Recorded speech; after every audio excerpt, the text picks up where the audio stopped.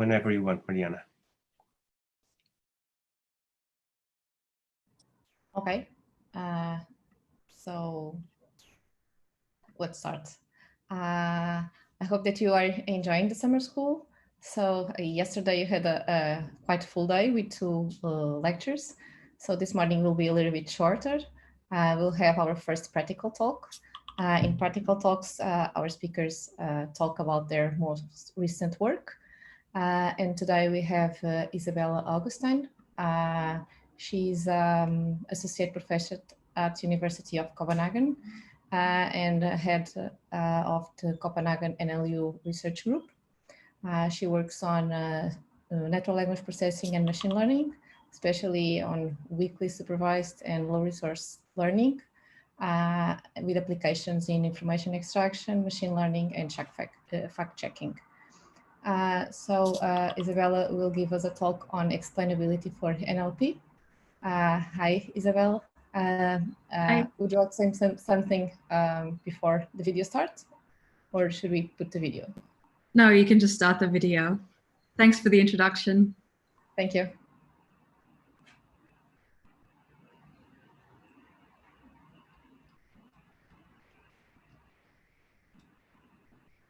My name is Isabelle Augenstein, and I'm an associate professor at the University of Copenhagen. And in this talk, I would like to present some of the research my lab has done in this area to you, and also give you a general idea of what explainability is and why it's needed. To help explain why explainability is needed, I would like to say a bit more about who's involved in the NLP model development process. So first, you can think about a person who develops a neural network, which is referred to here as an architect.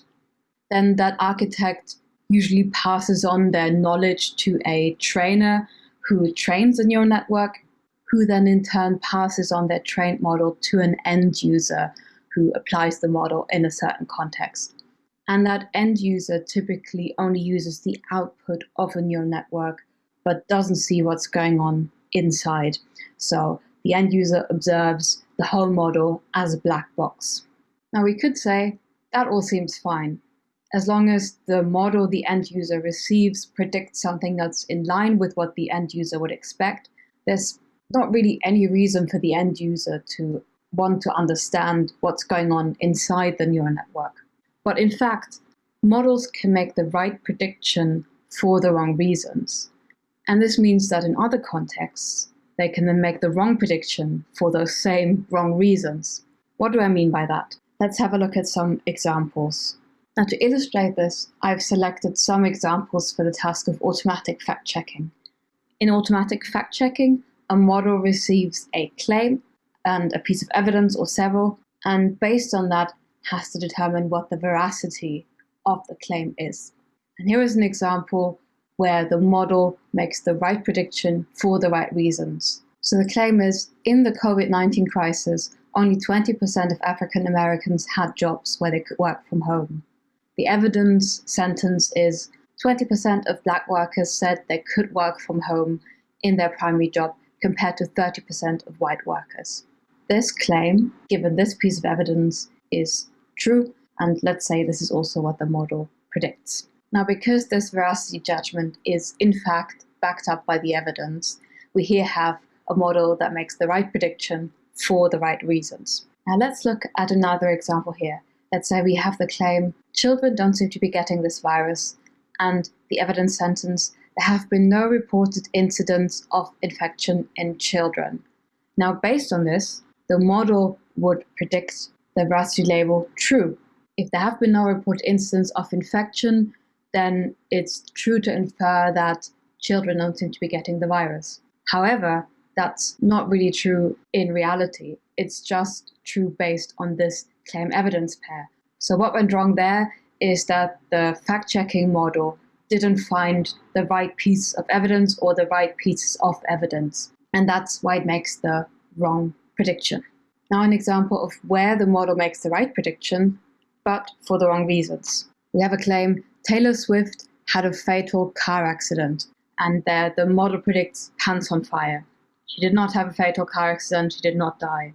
But the reason the model makes this prediction is because celebrity death hoaxes are very, very common. So a fact-checking model trained on a data set of commonly fact-checked claims would actually overfit to these, inferring that celebrities don't die. In a similar vein, we could have a claim saying Michael Jackson is still alive and appears in his daughter's selfie. Now, for this one, the model would say true, because it's learned celebrities don't die. So to sum up, there are various reasons for a model to make certain predictions. In fact-checking, what's common is a model might not find the right piece of evidence, or it might just overfit to some patterns. And this, of course, all depends on the application task, overfitting, of course, being a case that is quite frequent in NLP as a whole. So what does this mean for explainability? Let's go back to our model development pipeline here. Let's say the user gets a prediction and now wants to understand if this prediction is reliable or not. In order to do this, the user would have to understand why the model made the prediction, to then judge if the model made the prediction for the right reasons or for the wrong reasons. And one way of doing this is to turn the neural black box model into a neural white box or gray box model. And this is more or less what explainability is about. Given the neural white box or gray box model, the user can then try to understand why the model made the prediction and provide some feedback to the trainer, the person who trained the neural network, who can then try to improve the network in some way to make sure that the model only makes predictions for the right reason. Now, as you can imagine, there's more than one way of going about this. There are several different types of explainability. There is model understanding, which is about understanding what features and parameters a model has learned and how these features and parameters relate to model outputs generally. Then one can contrast this with decision understanding, which is about how a model arrives at a prediction for a specific instance, and also which features and parameters influence a specific prediction. Then there are black box explainability methods, which are methods that don't require access to model parameters, only to predictions, and they observe output changes via changes to the input. This can be contrasted with white box explainability methods, which, as you might have been able to guess, have access to model features and parameters and correlate outputs with specific features and parameters. Then there are also joint explainability methods, which means an explanation is produced jointly with the target task, and post-hoc explainability methods, which means that an explanation is produced for a trained model after the model has already been trained. Now, to provide a few more details regarding what types of methods there are, for model understanding, there are methods that visualize features inside the neural network, and those require access to the neural network, so they're white box methods. Then there are methods that generate adversarial examples to attack and fool a neural network. And those can either be black box, meaning someone has some hypotheses about what a model could typically find difficult and then creates adversarial examples based on that intuition, and white box methods, meaning the adversarial examples are generated specifically for a trained model. For decision understanding, it's possible to develop probing tasks, which are often linguistic probing tasks, which test for a model's comprehension of grammar or semantics or even pragmatics. Or sometimes they test the long tail distribution of a dataset. Then it's possible to try to directly correlate inputs, tokens, sentences, or so on, with something the model has learned, and that can be the gradients or attention weights or so on.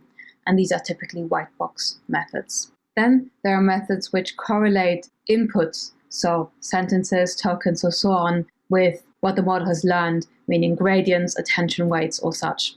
And these are necessarily white box methods. Lastly, it's possible to generate text which explains the predictions at a relatively high level, and these are often white box methods. Now, I hope this introduction explained what explainability is and why it is needed in NLP. The rest of the talk will be covering these two fundamentally different ways of viewing explainability and providing you with some examples of how they can be approached. I will start with decision understanding, which, just to remind you, was about instance-level explainability. I'll be giving examples for text classification and fact-checking, and I'll be talking about language generation-based explanations and also evaluating instance-level explanations. Then the second part will be about model understanding, and I will again show you examples for text classification and for fact-checking, and then talk about finding model-wide explanations and visualizing them. Now that you have an idea of how explainability can be framed, I'll start by presenting some research on model understanding, starting with our paper on generating fact-checking explanations. Now, the dataset that we used for that paper is based on PolitiFact. Namely, we used the Liar Plus dataset.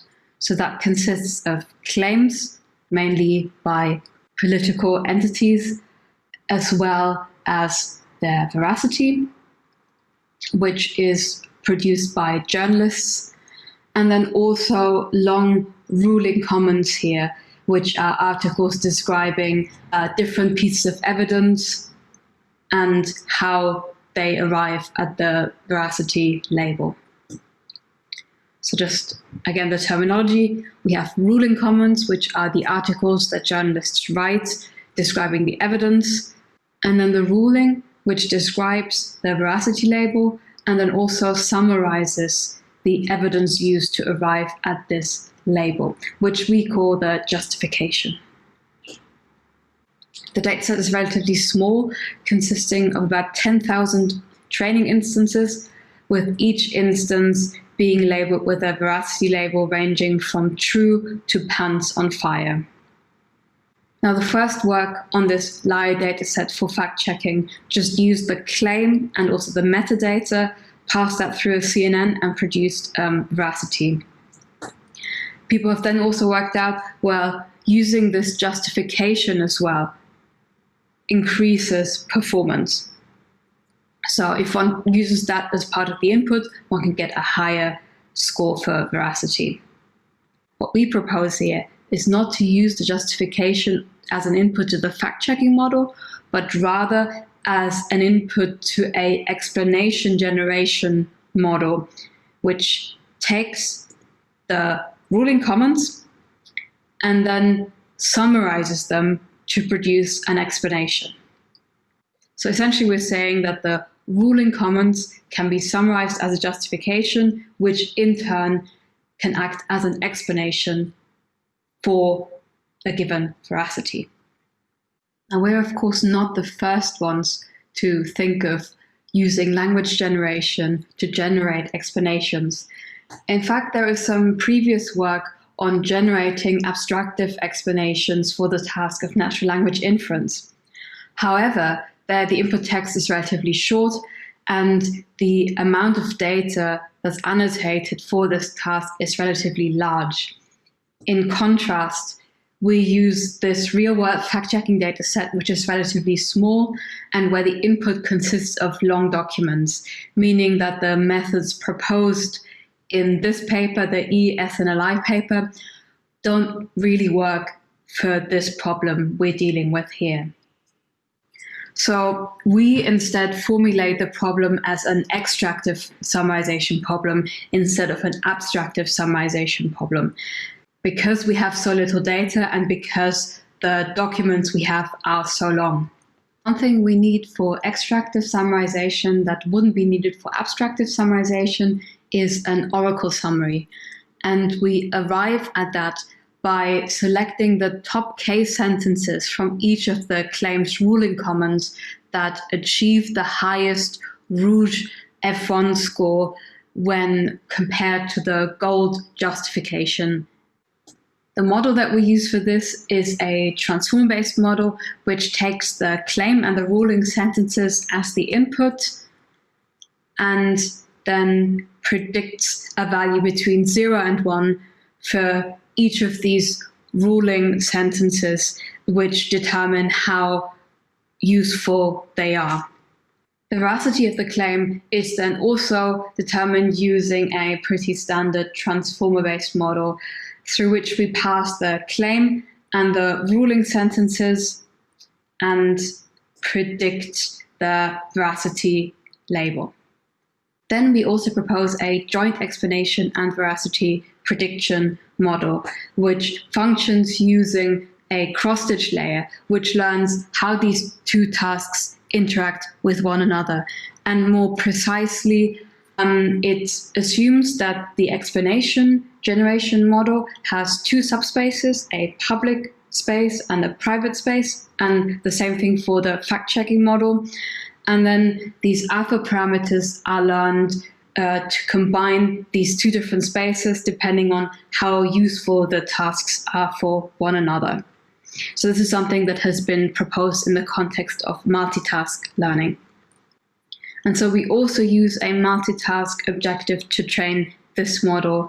And the parameters that are learned, in fact, determine how the two different losses should be weighed. We evaluated this approach in both a automatic and a manual evaluation, and I will now just go over the manual evaluation to save some time. And for the manual evaluation, we ask annotators to annotate explanation quality, consisting of coverage, meaning that the explanation contains important, salient information and does not miss any important points that contribute to the fact check. Then non-redundancy, meaning it does not contain any redundant information. Non-contradiction, the summary should not contain any parts that contradict one another. And overall, meaning what is the quality of the explanation overall. Then explanation informativeness, meaning how informative is the explanation for the fact check. All right, so for explanation quality, we measure the performance in terms of mean average rank, and keep in mind that lower is better for that measure. The gold explanation here is given in red, and that performs best for 3 out of 4 criteria. And for the 4th criterion, it performs on par with the other ones. Other than that, the extractive model performs slightly worse than the multitask learning model, meaning that the multitask learning approach helps for explanation quality. Then for explanation informativeness, we provided the annotators with the explanation and asked them to say if the claim is either true or false, or if there is not enough evidence.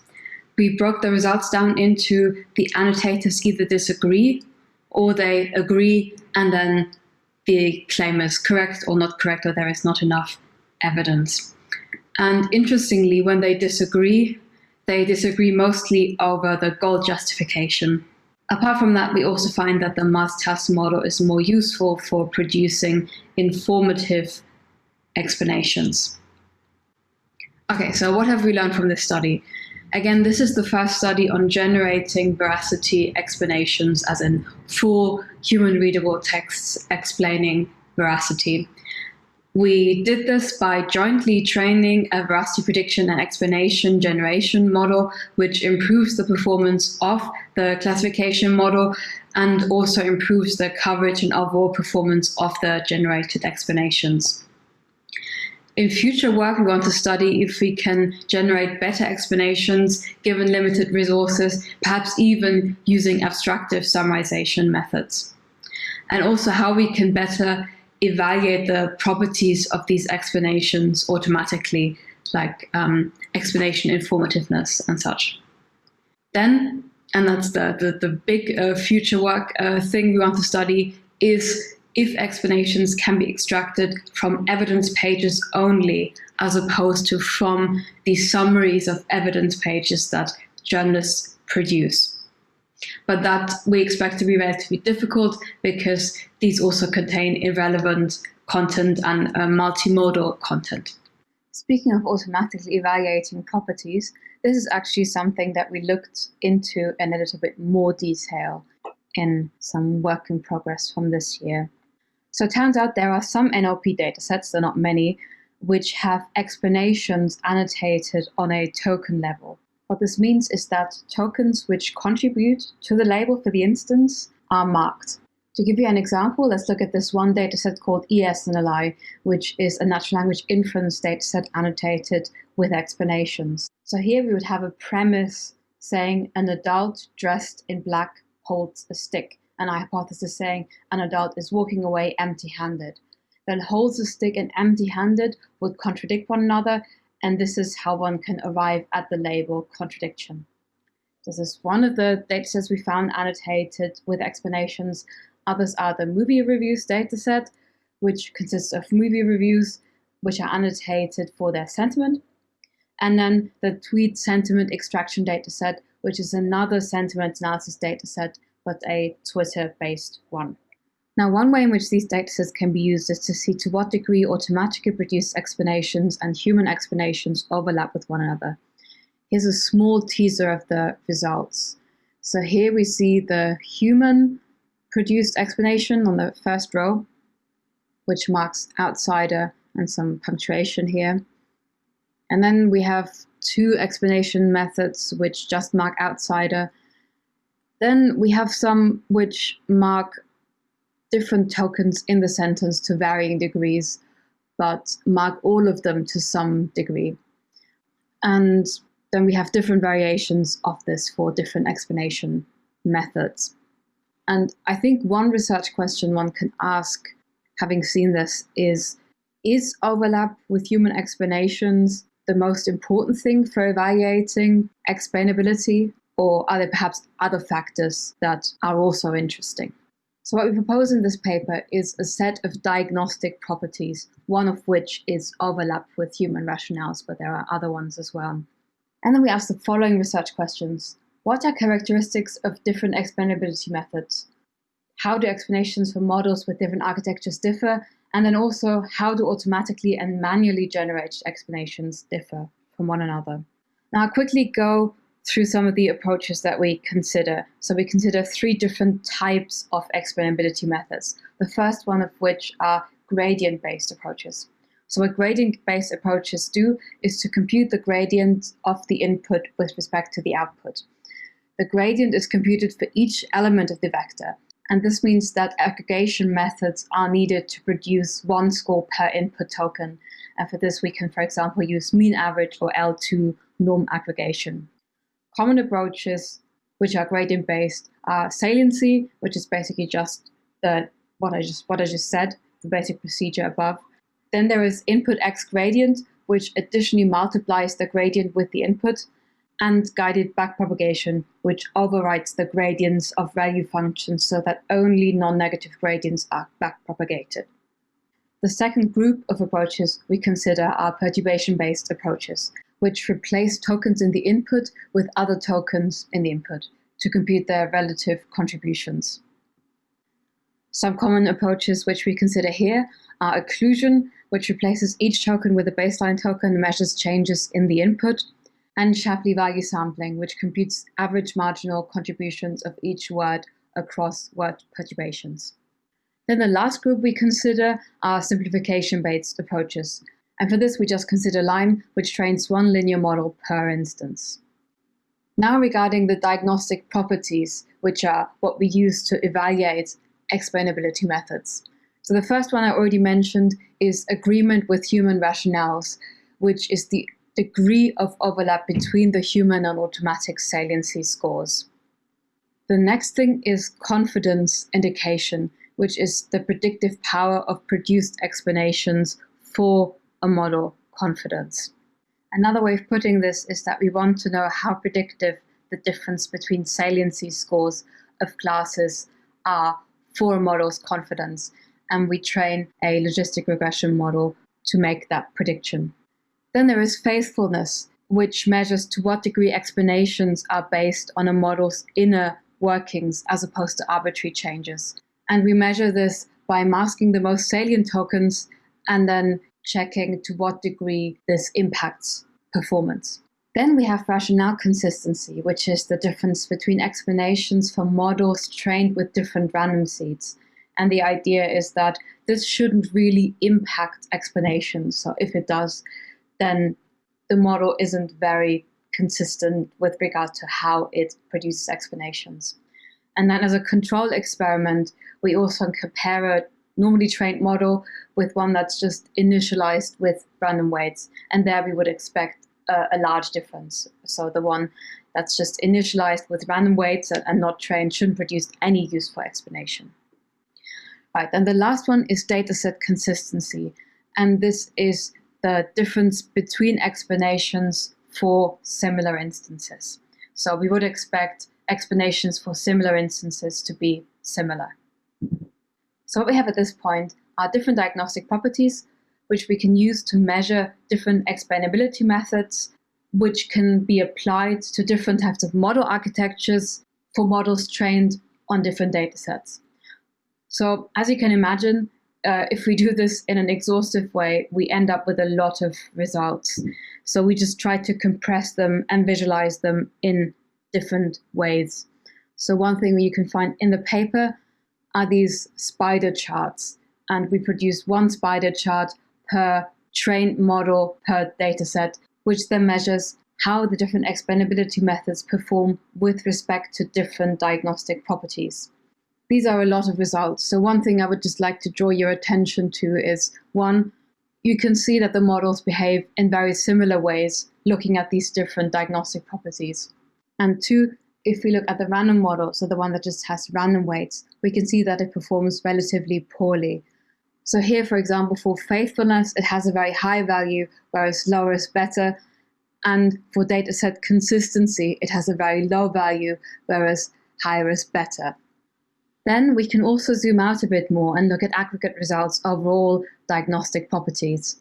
And for this, diagnostic properties are normalized to be within the range of 0 to 1, and so that higher always means better. And again, we do this for 3 different data sets and 3 different model architectures. And just for brevity, only one set of results is displayed here. And it's the set of results for the ESNLI dataset. There are some differences between model architectures, but overall the patterns we observe are relatively similar, meaning that the differences between explainability measures isn't really tied to the model architecture. But of course, as one would expect, the transformer architecture performs best in terms of diagnostic properties for different explainability methods. Another positive outcome is that all explanations outperform random explanations. Other than that, when we look at the different categories of explainability methods, we can see that gradient-based methods seem to perform best, and that perturbation and simplification-based ones perform worse. So, for example, Lyme doesn't perform as well as guided backpropagation. Now, to summarize this very brief overview of this paper, we introduce a set of diagnostic properties to assess different aspects of explainability techniques. We apply those to measure different explainability methods. We apply those to evaluate different types of explainability methods, namely gradient-based ones, perturbation-based ones, and simplification-based ones. And we find that gradient-based explainability methods perform best for most properties across model architectures and datasets. The exception is that Shapley value sampling and Lyme perform better for the confidence indication property. And another benefit of gradient-based methods is also that they are fastest to compute. So if you want one overall takeaway from this paper is, if you're looking to use some explainability method, go with a gradient-based one. We have, of course, in this paper only studied text classification tasks and not, for example, sequence-to-sequence tasks. So it is possible that these findings don't generalize to sequence-to-sequence tasks. So, of course, there is some future work that can still be done here. Now let's move on to the second part of the talk, which is about model understanding. I will first present our work on finding model-wide explanations, and will then move on to how one can also visualize model-wide explanations.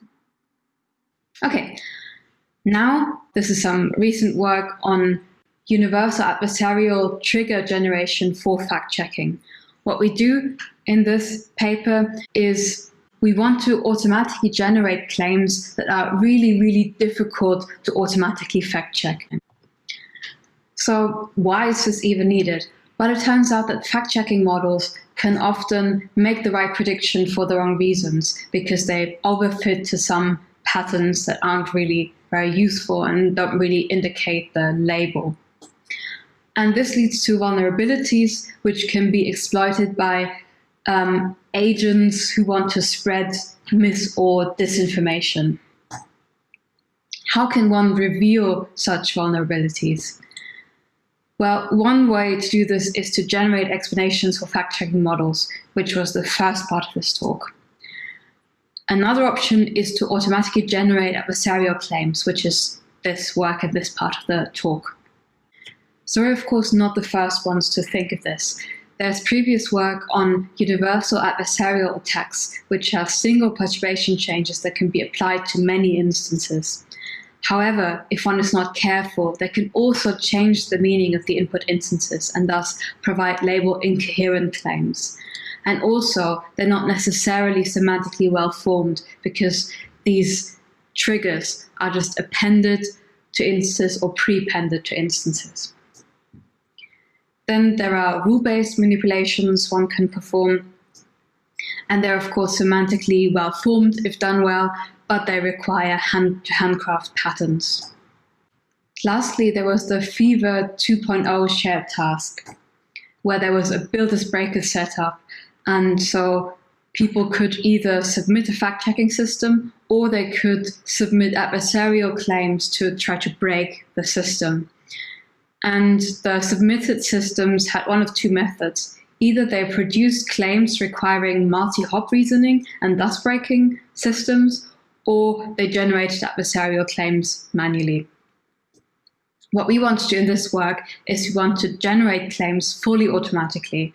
We want them to preserve the meaning of the source text, and we want to produce semantically well-formed claims. So how does our model look like? We take a claim evidence pair, and given that, we train a fact-checking model, more specifically a Roberta-based Fever model, to predict a fact-checking label. And that's a three-way classification task. So it's either supports, refutes, or not enough info. Then we train a trigger generation model, which uses the hot flip attack to find triggers. And we specifically find triggers that transform a specific label to a specific other label. So for example, supports to refutes or refutes to not enough info. And this trigger generation model also has an auxiliary objective, which is a semantic textual similarity objective. And we include that to preserve the fact-checking label. And then we end up with a number of triggers, and we can use these triggers in combination with the evidence to generate a new claim. And the new claim would then have to include at least one of these trigger words, right? So what this is a conditional language model. Now here are some examples of generated claims. Let's take the following evidence sentence. Since the 19th century, some Romani have also migrated to the Americas. Now we also have a number of triggers. In this example, the classifier is full to predict a class that's different from supports, right? So it really is support, but we choose triggers that confuse the model about it being support. Okay, and we end up with the following generated claim. Romani have moved to the Americas during the 19th century. So that's of course also since the 19th century, but the model gets confused about this. Now for some evaluation results. So we produce both automatic and manual evaluation results, but here for brevity, I will just mention the manual evaluation results. So we look at how well we can generate universal adversarial triggers. And one of the reasons for doing so is to reduce the F1 of the fact-checking model. So here we plot F1 results, and you should keep in mind that lower is better. So looking at those, if we just use the fact-checking objective, then we can lower the F1 of the fact-checking model more than if we also include the semantic textual similarity objective. However, if we then look at the semantic textual similarity with the original claim, then if we include the STS objective, we end up with claims that are more coherent and more semantically correct. So this is, of course, one of the benefits of using an STS objective. So we find that there is this trade-off between how potent the attack is, meaning a reduction in F1, versus how semantically coherent the claim is, which is what we measure with STS. We do find, though, that there is a reduction in F1 for both trigger generation methods, so for both the one with and without the STS objective. So here are some of the key takeaways for this paper. So we propose a novel extension to the hot flip attack for universal adversarial trigger generation, which we then apply to fact-checking. We use a conditional language model which takes trigger tokens and evidence and generates a semantically coherent claim. And the resulting model generates semantically coherent claims containing universal adversarial triggers which preserve the label. Overall, we find that there is a trade-off between how well-formed the claim is and how potent the attack is. The second paper about model understanding I want to present is this one, which doesn't just focus on identifying explanations, but also on visualizing them well. And furthermore, it focuses on model understanding for transfer learning. So for understanding how models behave during transfer. So I've already mentioned some of these things before, but I just want to repeat them. So a very common way of generating explanations is to use supervised probing tasks. And these are useful to some degree, but can be problematic when the model and the probe mismatch. And also, the probe cannot scale to unforeseen events, unforeseen semantics. In this paper, we instead focus on how one can visualize, quantify, and explore how a language model behaves during transfer learning. The first research question is about learning. How does self-supervision abstract knowledge? The second research question is about application. So how is knowledge applied to new inputs, even in a zero-shot fashion? The third research question is how is knowledge adapted by supervision during fine-tuning? The approach we use here is to visualize what inputs, so features, each neuron prefers. And this is based on the activation maximization approach proposed by Erhan 2009. Okay, now let's walk through this step by step. Our first research question was, how does each neuron abstract knowledge during pre-training? Now let's say we have a text encoder which we first initialize randomly. Then we train the encoder on a dataset using, in our case, a language modeling objective. Zooming in on this a bit, the encoder now learns sequence representations for sentences such as, I like cake better than biscuits. As the model now fits to this dataset and the loss drops, these sequence encodings of course change and knowledge abstraction starts. Now, in order to facilitate explainability, what we want to know here is which neurons in a hidden layer change most and how do they change? To do this, we record the neuron's activations, its maximally active neuron per input token, for instance cake, and the maximum activation value of that neuron. This is something we can do for the whole input dataset for all input tokens, such that we end up with a matrix of input tokens of features and their corresponding neuron activation probabilities.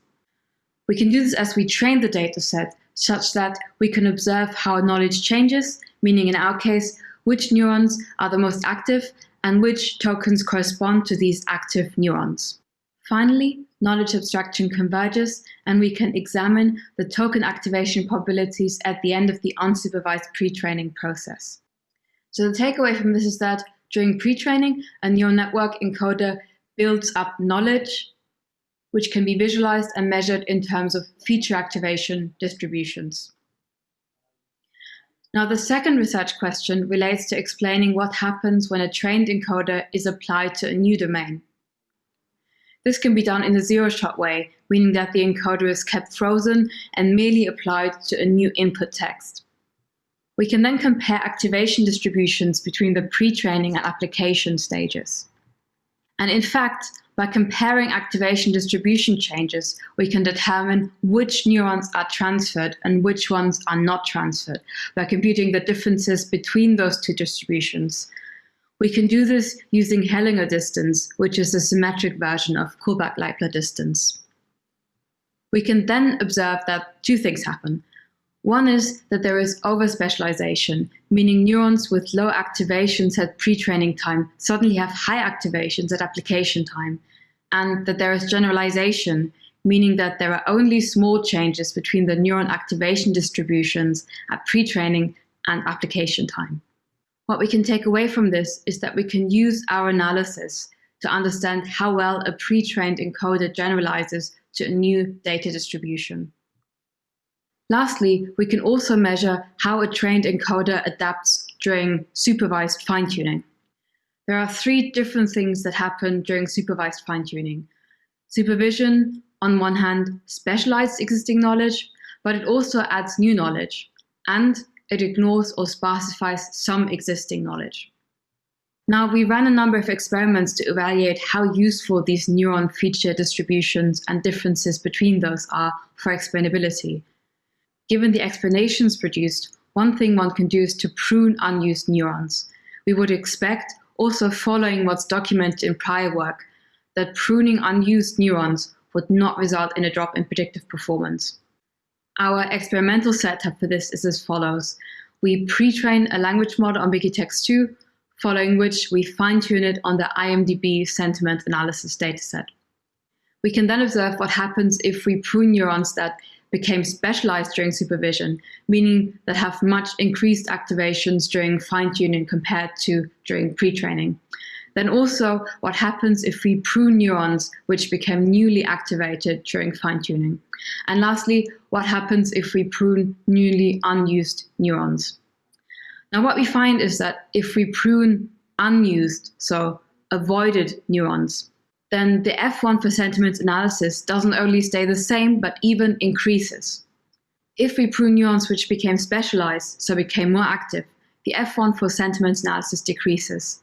It decreases most if we prune the top 20 of these active neurons, but it even decreases if we prune the bottom 20 of these active neurons. Lastly, if we prune neurons which became newly activated, we also see a drop in F1. Now, here are some of the takeaways from this paper. Using the method presented here, or documented in the paper, TX-ray, which stands for Quantifying and Explaining Model Knowledge Transfer in Un- or Supervised NLP, we can explore how knowledge changes at the individual neuron level. We can observe this at different stages of transfer learning. At pre-training time, at zero-shot application time of the trained encoder to a new dataset, and at supervised fine-tuning time.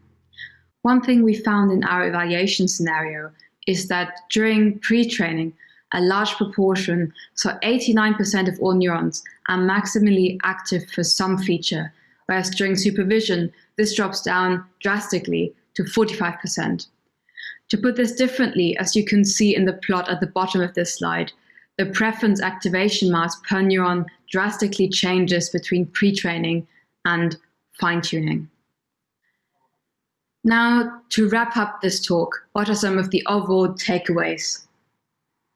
The first thing I just want to repeat is, why is explainability even important? Well, one thing it could be used for is to understand if a model is right for the right reasons, or if it is right for the wrong reasons. These generated explanations can help users understand the inner workings of a model, so they can facilitate model understanding. They can also help users understand how a model arrived at a prediction, so decision understanding. These explanations can enable human-in-the-loop model development and human-in-the-loop data selection. One example being what I just presented for the TX-ray paper, meaning that neurons can, for example, be pruned. Some of the caveats are that there can be more than one correct explanation and that different explainability methods provide different explanations, as I tried to show you in this comparative study of different explainability methods and how to evaluate them. Different streams of explainability methods also have different benefits and downsides. So black box versus white box explainability methods, for example. So for white box explainability methods, having access to the inner workings of a neural network model are needed, and black box explainability methods can be used even if the inner workings of a model are not known or available to the person seeking to obtain explanations.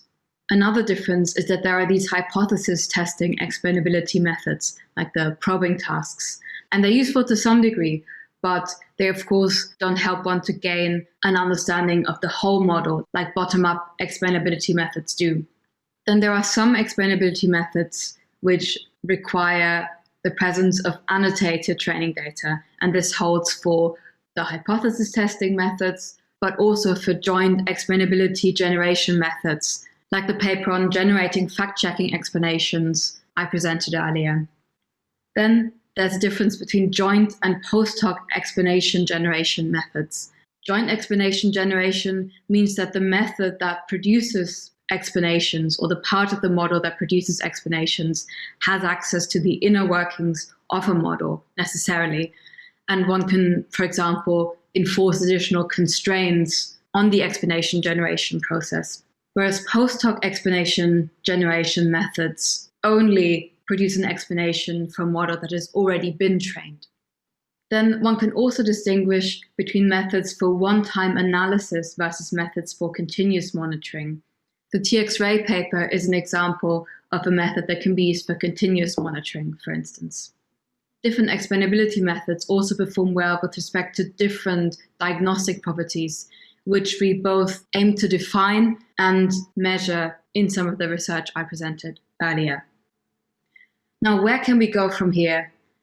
Well, making explanations is useful to model trainers and end users, but how can different explanations be interpreted? I would say that the jury is still out on this one. Then it's also more difficult to generate explanations for models with very large numbers of parameters, because it becomes unclear to which degree each individual parameter plays a role in the decision process of the model.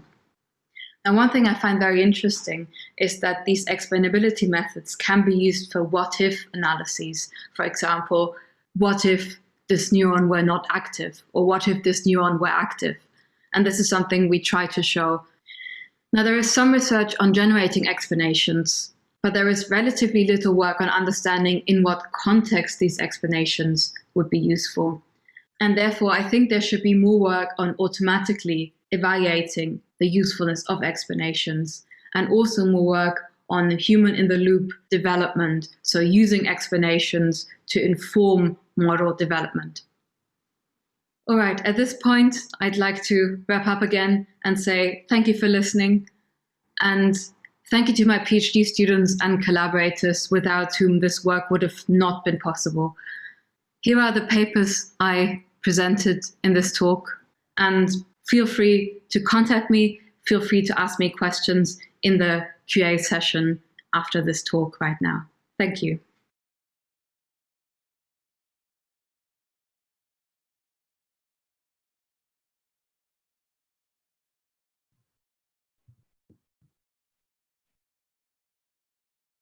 Hi. So if this is okay with the LXMLS organizers, I would just go over some of the questions that were posted in the chat and would try to answer them. Yes, please. And then if I run out of time, I will answer them in writing. All right, so the first question I think I got was from Andre on attention-based explanations, if you also evaluated them. And the answer is no, we didn't. But I think it would be a good idea. The problem with attention-based or interpreting attention as explanations is that often there are lots of attention heads, and then it would be quite involved to do this kind of evaluation. So in the end, we opted not to do that, but I think it would be worth doing that as well. Then what else do we have here? So the adversarial triggers that were found, do they have relations with the properties seen in the training data? Yes, so the adversarial triggers that were found specifically for the data sets that we used, so for that fact-checking data set. They aren't adversarial triggers for any type of model, any type of data set, but specifically the one that was used there. From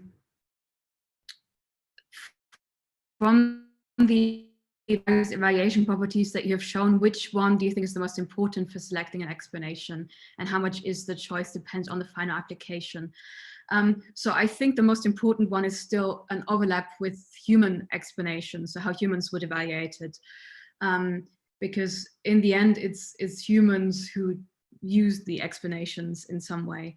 But because humans are biased, as I tried to explain, and I think it's important to take all the other evaluation measures into account as well, for example, faithfulness.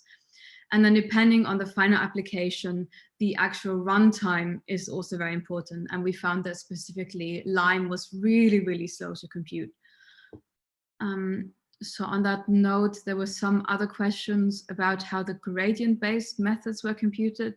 So yeah, we did this based on the whole data set. Yeah. Right. Then what else is there? Okay, now there are lots of questions in the Q&A all of a sudden. Okay, I'll take this one. Can you explain whether interpretability and explainability of a model are the same things? So no, interpretability and explainability are not typically seen as the same. So interpretability is typically about understanding a model on its own, whereas explainability is about relating inputs and outputs in some way, which can involve interpretability. So turning a black box into a white box model, but it doesn't have to necessarily. But people don't use the terms very consistently in the literature, so it can be a bit confusing. Then the cross-stitch layer. So there was a question about how the cross-stitch layer works. So this is something that we've borrowed from previous work and that we've actually also used in our AAAI 2019 paper. And the idea comes from multitask learning, with the idea being that a model typically has some parameters that are useful to other tasks and some parameters that are only useful to the task at hand. And so the hidden layers of a network are then split into a private and a public space, and the amount of sharing between these with other tasks is learned using certain parameters. And that's how the cross-stitch layers work. I hope that makes it a bit clearer. I can also send you the link to the other paper for more explanations on that. Right. I think, let me see. Do you think that rule-based methods are still relevant and useful now that neural models seem to dominate NLP?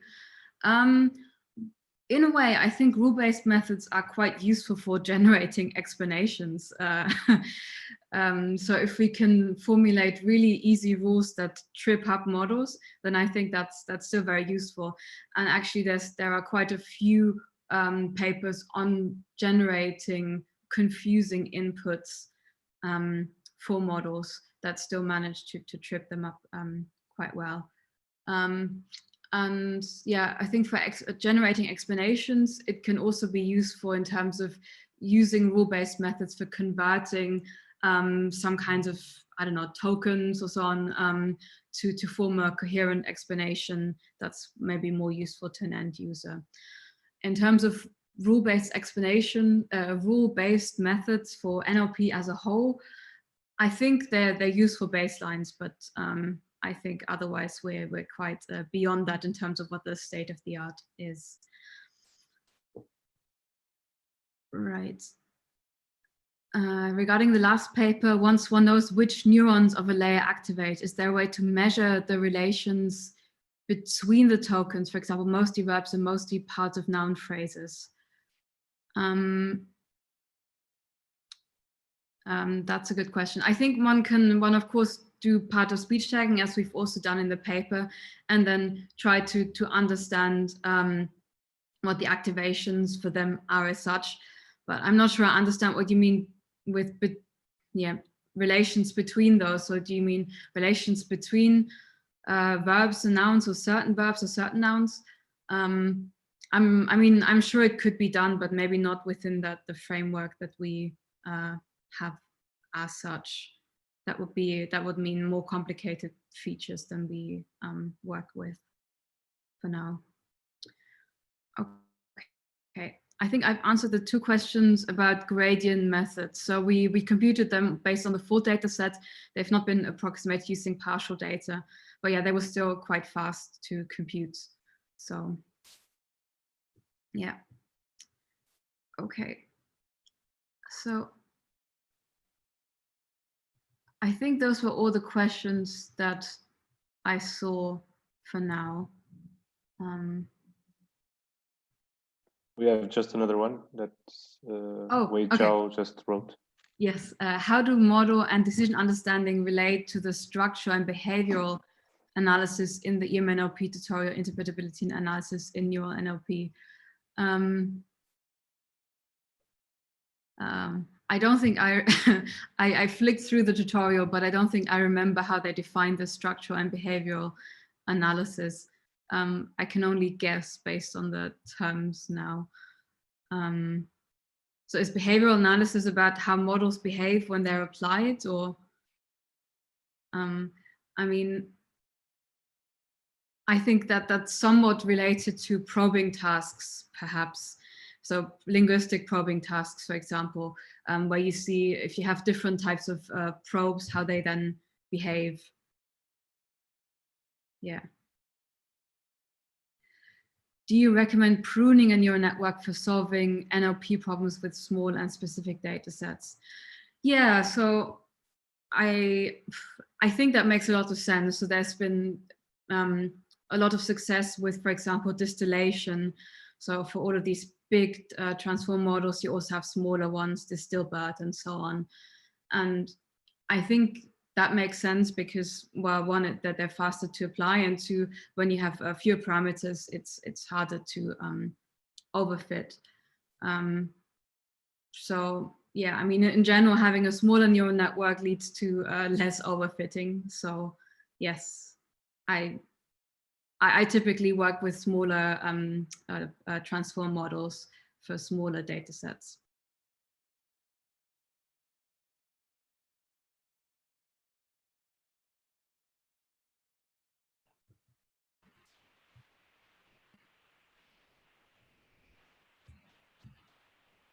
Okay, so, okay, one more question. Are there ways to teach a network to avoid picking the wrong reasons to produce an output? That's a very good question. So I mean, I think that's definitely possible. So going back to the fact-checking example. So one of the problems in fact-checking is that models often select the wrong evidence sentences to produce an output. And that's something that one can train a model to do better just by having annotations for it and then training a supervised model essentially to select the right sentence. And I think that holds for, for models in general. So the more kind of annotations you have for these small steps that determine the output, the better you can guide model to do the right thing for the right reasons. But yeah, it's very costly, so that makes it hard, of course.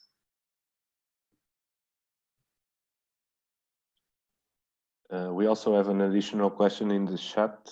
Mm-hmm.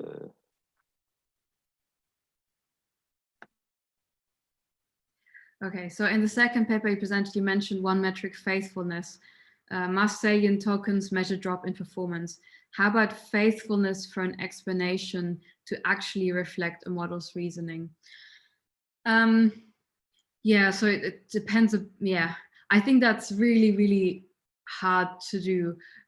There are models and tasks that are already quite good for that. For example, multi-hop question answering. Their model is forced to produce multiple hops, and one can also see the hops that are produced. And then by as I said just now, by having annotations for that, one can force a model to do these reasoning steps in the right order and select the right ones. But otherwise, it's quite hard to do. But for such methods and such tasks, of course, one could then measure this as a criterion for explainability. Yeah.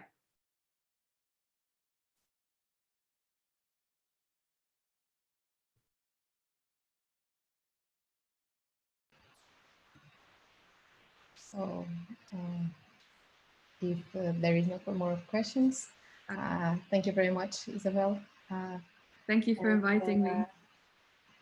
yeah, so the school will continue at 2 with lots, and until there you can enjoy your time as you wish. You can also pass in Gathertown and socialize with each other. I think that's it. Thank you again. Thank you. Thank you, Isabelle, for the great talk. Thank you.